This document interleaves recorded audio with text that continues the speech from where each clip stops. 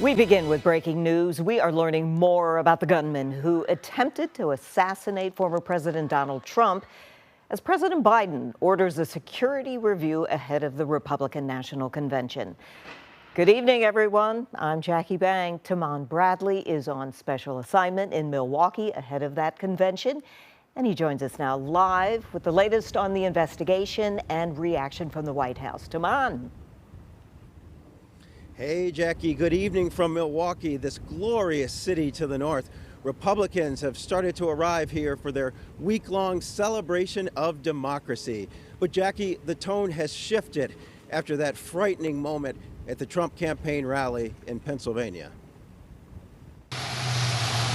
Donald Trump leaving his golf club in Bedminster for Milwaukee on the eve of the Republican convention. The former president and party officials converge here one day after an assassination attempt. Trump posted on social media, "Thank you to everyone for your thoughts and prayers yesterday, as it was God alone who prevented the unthinkable from happening." At the White House, President Biden and Vice President Harris were briefed by national security officials. An assassination attempt is contrary to everything we stand for as a nation, everything. The president quickly denounced the shooting and called on Americans to unite. He and the former president spoke by phone Saturday night. Tonight, new information from law enforcement officials. They tell the AP rallygoers noticed a man climbing to the top of a roof of a nearby building and warned local law enforcement. One officer climbed to the roof and encountered the shooter, who pointed his rifle at the officer. The officer retreated, and the shooter quickly fired at Trump. The FBI has identified that shooter as 20-year-old Thomas Matthew Crooks. He was shot dead by Secret Service agents. Investigators have not determined a motive. They also say bomb-making materials were found inside Crooks's vehicle and home. Investigators suspect the weapon was purchased by Crooks's father. They're working to determine how and when he obtained the gun. Crooks was a registered Republican voter, but records show he gave $15 to a progressive PAC the day President Biden was sworn in.